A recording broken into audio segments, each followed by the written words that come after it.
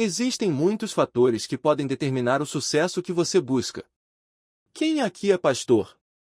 Levante a mão, por favor. Muitos, certo? E quem é líder de alguma coisa? Agora, quem não é líder de nada? Se você levantou a mão, já cometeu um erro. Sabe por quê? Porque, pelo menos, você é líder de si mesmo. Você precisa liderar suas emoções, suas finanças. Se é pai ou mãe, tem a responsabilidade de liderar seus filhos, e liderar filhos hoje é mais difícil do que comandar um quartel. Eles acordam, não querem levantar, correm sem direção. Para gerenciar apenas a si mesmo, você precisa de uma liderança muito forte. Imagine liderar outros. O problema é que quem não consegue governar a si mesmo, não tem capacidade para governar nada mais. Se não consegue controlar seus pensamentos, seus impulsos, suas emoções ou sua vida financeira, não está preparado para liderar uma igreja, uma empresa ou qualquer outra coisa. Sempre que alguém me pede um conselho, dizendo, quero abrir uma empresa, pastor, ore por mim. Quero casar, ore por mim. Quero começar um ministério, só ore por mim. A primeira pergunta que faço é, você já é líder de si mesmo? Já controla suas emoções? Se alguém te corta no trânsito, você vai xingar? Se alguém te desafiar, você vai reagir? Enquanto você agir de maneira impulsiva, como uma criança, ainda não está pronto para ser líder, e sua presença pode atrapalhar. O grande desafio da liderança hoje é, primeiro, sermos líderes de nós mesmos. Nos últimos 10 anos, Deus me proporcionou muitas oportunidades. Eu não sabia, mas estava sendo treinado para o momento atual. As dificuldades que enfrentei, os momentos bons e ruins, não eram apenas problemas, mas um treinamento para o futuro. Fui a Israel mais de 40 vezes. Isso é bom, certo? Mas também passei por momentos difíceis, endividado, sem saber o que comeria no dia seguinte. Isso é bom ou ruim? Ruim. Em 2008, sofri com ataques de pânico e depressão. Já passei por isso e sei como é terrível. Parece que vai morrer, o coração dispara, você acha que está tendo um infarto. À medida que assumimos responsabilidades, cometemos erros e acumulamos fardos dentro de nós, muitas vezes sem perceber. Não fazemos reciclagem emocional, acumulamos e seguimos em frente, sem perceber que estamos morrendo aos poucos. Acordamos cansados, sofremos por antecipação, temos dificuldades para dizer não, insônia, irritabilidade, dores musculares sem explicação. Deus me orientou por Augusto Cury nos Estados Unidos, falando sobre a síndrome do pensamento acelerado, algo que afeta muitos líderes hoje. Acordar cansado, irritado, com dores no corpo e sofrendo por antecipação são sintomas que não param nossa vida, mas nos consomem lentamente. Além disso, há a autossabotagem. Quando estamos prestes a alcançar algo grande, fazemos algo que nos leva de volta ao ponto de partida. Isso acontece muitas vezes na vida e na liderança, e é o maior desafio, aprender a governar a si mesmo, para poder liderar outros. Você pode estar à beira de uma nova oportunidade, mas se não tiver preparado seu interior, acabará voltando ao ponto zero. Deus pode te levantar, mas é preciso estar pronto. O mundo está mudando rapidamente, e os valores também. Não dá mais para ser o mesmo líder de antes. À medida que o mundo muda, a liderança também precisa se atualizar. As decisões que tomamos, o tempo que gerenciamos e o conhecimento que adquirimos são os principais fatores que definem nosso sucesso. Quando você se atualiza, começa a perceber que as verdadeiras diferenças entre os ricos e os pobres não estão no dinheiro, mas na gestão do conhecimento e do tempo. O dinheiro pode ser perdido, mas o conhecimento é algo que ninguém pode tirar de você. O sucesso está nas decisões que tomamos, não nas orações feitas aos domingos, mas nas ações de segunda-feira. Portanto, se você quer ser um líder de impacto, é necessário ser relevante, tomar boas decisões e aprender a administrar seu tempo e conhecimento. Só assim você conseguirá realmente fazer a diferença e alcançar o sucesso. Aqui está uma versão mais fluida e impactante do seu texto.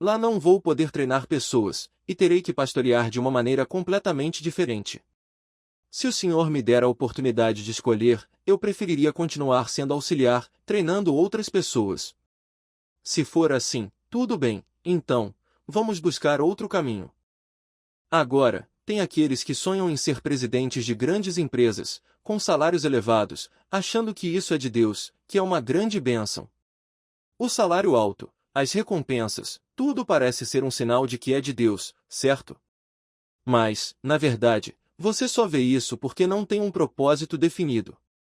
Se você se compara com outros líderes, sem saber para onde está indo, qualquer caminho parece bom. Você nunca sabe se realmente chegou ao seu destino, porque ainda não sabe para onde está indo. Foi por isso que precisei dedicar um tempo para escrever sobre propósito. O primeiro capítulo do meu livro se chama Quem é você? Qual é o seu propósito de vida? Por que você faz o que faz? Por que estou aqui, hoje, pregando em diferentes estados, dirigindo para cá, voltando para São Paulo? A cada viagem, cada pregação, um novo desafio, uma nova oportunidade. Eu sei o que faço e por que faço. Não reclamo. Sei que fui chamado para isso, e o propósito me sustenta. E é isso que faz toda a diferença, porque, quando você tem um propósito, duas coisas ficam claras, a visão e a missão. Visão é o futuro. Onde você se vê daqui a 10, 15, 20 anos?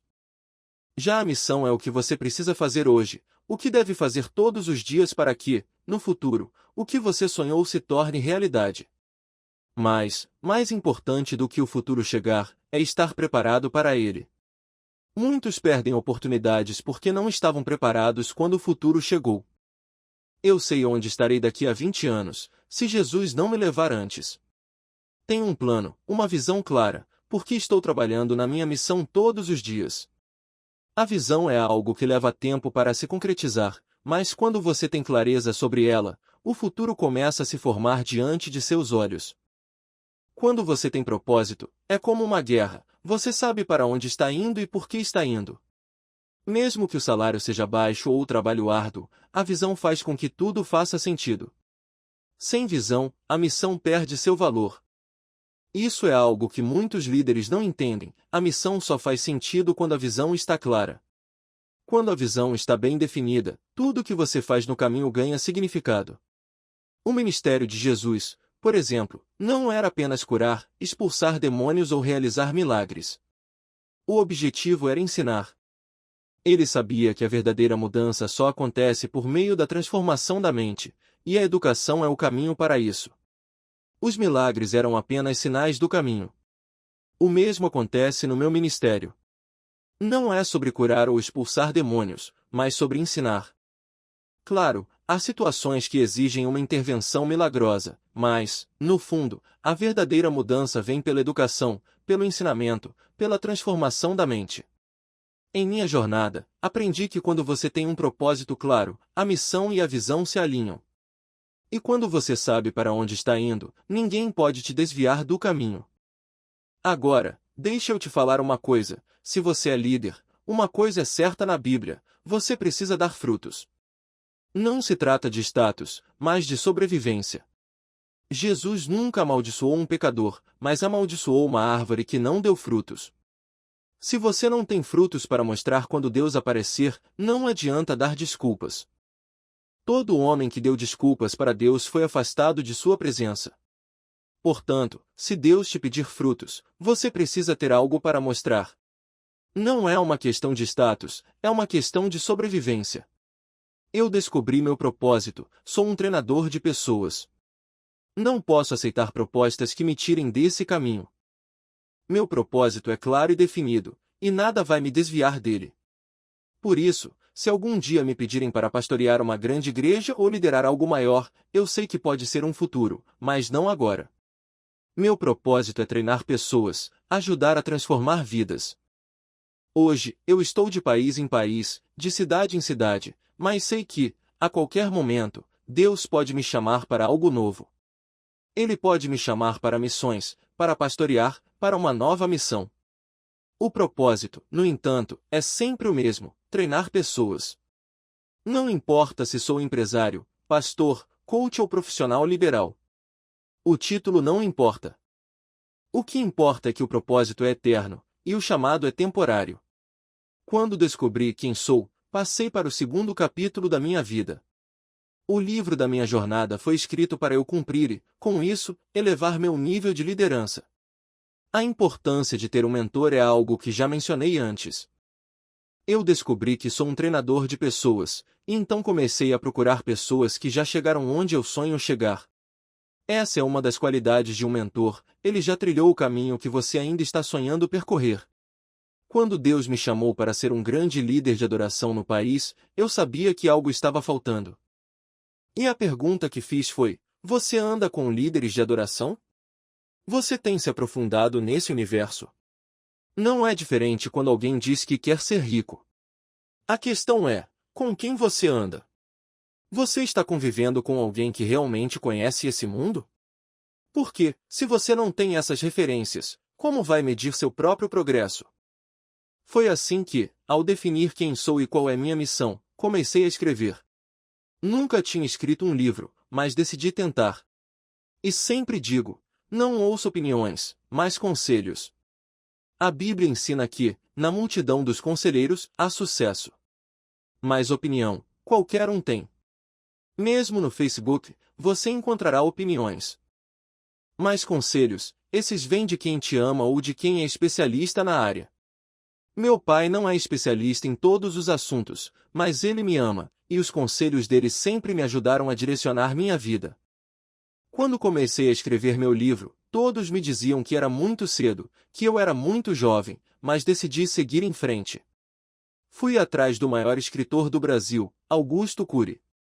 Encontrei uma palestra dele, esperei em uma fila enorme e, quando chegou minha vez, entreguei-lhe meu livro, dizendo algo no ouvido dele. Ele me olhou, sorriu e disse: espere, quero falar com você no final. E foi o que aconteceu. Ao invés de tirar uma selfie, fiz a pergunta certa, e esse simples gesto me levou a uma conversa que mudou minha trajetória. Em poucas semanas, eu estava na suíte presidencial de um hotel, negociando com ele um treinamento. 3 meses depois, treinamos empresários, políticos e reitores de universidades em Dubai. Isso foi só o começo, e o mentorismo de Cury me deu a confiança para escrever meu livro e publicá-lo. Ele me orientou, me ajudou a melhorar o conteúdo e a lançar o livro com sucesso. Mas não parei por aí. Continuo a procurar mentores que me desafiem e me ajudem a crescer. Para escrever, fui atrás de Augusto Cury e, hoje, o pastor Cássio Luna, considerado um dos latinos mais influentes, é quem está me mentoreando. Fui atrás dele, levei presentes, participei de várias conferências até conseguir chegar até ele. Hoje, ele já mentoreia meu trabalho e tem sido uma referência de excelência para mim. As pessoas perguntam como consegui tantas coisas com tão pouca idade. Eu respondo: siga os conselhos dos livros e aprenda com os melhores. Não é fácil. Se fosse, todos estariam alcançando sucesso. Para ter um comportamento diferenciado, você precisa andar com as pessoas certas. Você é a média das pessoas com quem convive, e dos livros que lê. Então, pare e pense, com quem você está se relacionando? Com pessoas que já chegaram onde você quer chegar? Quando Jesus andou sobre as águas e chamou Pedro, foi ele quem desafiou Pedro a sair da sua zona de conforto e entrar no sobrenatural. Da mesma forma, quando você busca mentores, você precisa ir até eles, porque eles não vão vir para o seu nível. Você precisa ir até o nível deles. Por fim, sem sabedoria, você tomará as decisões erradas e escolherá as pessoas erradas para estar ao seu lado. A sabedoria é a chave para entender como agir e como alcançar o sucesso. E é por isso que invisto em cursos, seminários e treinamentos sobre sabedoria, porque acredito que ela é a base de tudo. Como diz Provérbios 4, a sabedoria é a coisa principal. É o que me orienta e me dá clareza para continuar minha jornada. Quando eu era pequeno, ao lado do meu pai, sempre ouvia suas palavras de sabedoria. Ele me dizia: filho, a sabedoria é o maior tesouro. Se você a honrar, ela te honrará. Se a exaltar, ela te exaltará. Essas lições me acompanharam ao longo da vida. Lembro-me de como ele me ensinava a ouvir com atenção, a buscar o entendimento profundo em tudo. Um exemplo claro disso é o rei Salomão. Quando ainda jovem, com 14, 15 anos, ele recebeu uma visita de Deus, que lhe ofereceu qualquer coisa que desejasse. Salomão, orientado por sua sabedoria, não pediu riquezas ou poder, mas sim sabedoria. Ele sabia que isso era o que realmente capacitaria ele a governar com justiça.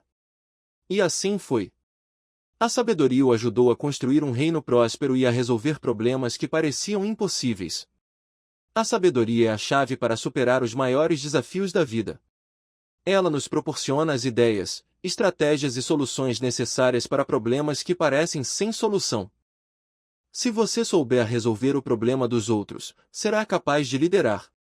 Líderes verdadeiros são aqueles que enfrentam os desafios com sabedoria e, ao fazer isso, ganham autoridade e respeito. Outro ponto crucial na liderança é a comunicação. Um líder precisa saber se comunicar de forma clara e eficaz. Não adianta apenas ter boas ideias, é preciso ser capaz de transmitir essas ideias de maneira que os outros compreendam e se engajem. A comunicação define se vamos ter sucesso ou não. Eu, por exemplo, posso alcançar milhares de pessoas através da minha capacidade de comunicação, pois sei falar de forma que todos compreendem e se conectam. Por fim, é importante falar sobre o marketing de Jesus. Ele foi um mestre na arte de se tornar relevante e alcançar multitudes, mesmo em uma época sem as ferramentas modernas de comunicação. Ele usou sua sabedoria para atrair pessoas, escolher os lugares certos e realizar milagres que espalhavam seu nome rapidamente. Hoje, mesmo com toda a tecnologia disponível, é a sabedoria que nos guia para o sucesso e para marcar a diferença na vida das pessoas. Então, lembre-se, o seu comportamento define onde você vai chegar. Não importa o seu talento, é o seu comportamento, aliado à sabedoria, que vai determinar sua trajetória.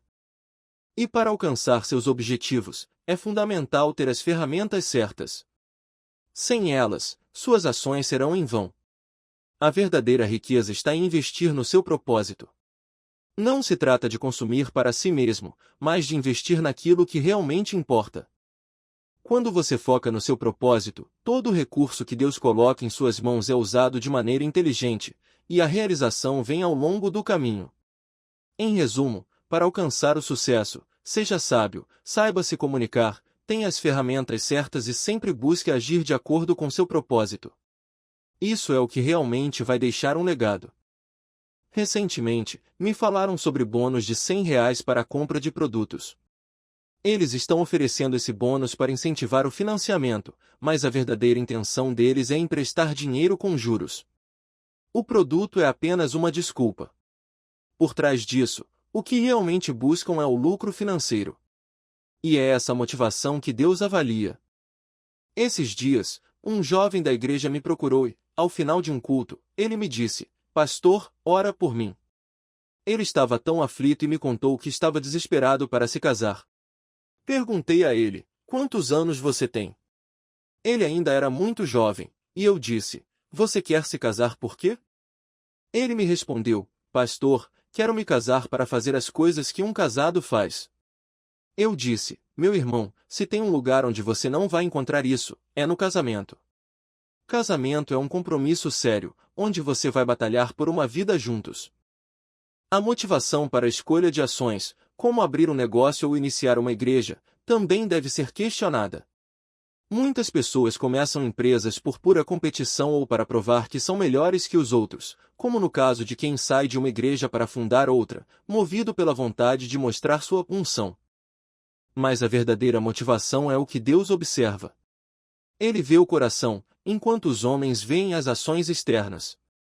E é essa motivação interior que pode nos levantar ou nos destruir. Estamos vivendo um tempo de renovação e crescimento. Deus quer nos levantar, nos prosperar, tanto espiritualmente quanto financeiramente. Se você acha que Jesus foi à cruz para que você vivesse na pobreza, está enganado. Ele veio para garantir que você tivesse acesso a uma vida plena, tanto em sua fé quanto em suas finanças. Ele quer que você cresça, seja um líder bem-sucedido, um pastor de sucesso.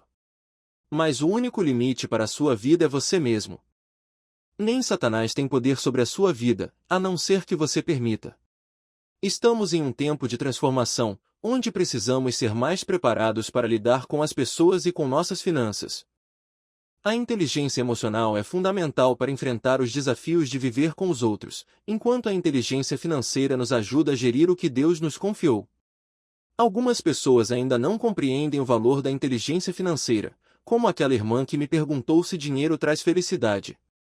Respondi que não sei se o dinheiro traz felicidade, mas a pobreza, com certeza, traz tristeza. Para ter sucesso em todas as áreas, precisamos ser bem treinados. Muitos estão hoje em situações difíceis, seja com a família, as finanças, ou a saúde, e o que falta são obreiros preparados para ajudar essas pessoas. O campo está pronto para a colheita, mas os trabalhadores ainda são poucos. O problema não é a falta de pessoas, mas a falta de obreiros capacitados para colher essa colheita. A igreja precisa se atualizar, caso contrário, não saberemos lidar com os problemas do futuro. Muitas esposas de líderes estão sofrendo em silêncio, sem saber como lidar com as pressões. O número de pessoas que chegam à igreja em busca de aceitação, mas sem se converter verdadeiramente, está crescendo. Elas se envolvem, fazem tudo o que pedem, mas ainda não entregaram suas vidas a Jesus. É por isso que as igrejas precisam de líderes que possam discernir entre aqueles que realmente se converteram e aqueles que apenas buscam aceitação. Neste cenário, estamos organizando uma conferência importante sobre o futuro da igreja, com especialistas de todo o mundo, incluindo o pastor Cash Luna e outros grandes nomes. Vamos discutir questões como o impacto da internet na igreja, já que pesquisas apontam que, em breve, metade dos evangélicos estarão assistindo cultos online. Com tudo isso, o desafio é claro: precisamos nos atualizar e nos treinar para lidar com esses novos tempos. O que você fará para preencher as lacunas que percebeu? Não critique, faça a diferença. Se você percebe um problema, seja a solução. Só assim conseguiremos transformar a realidade à nossa volta.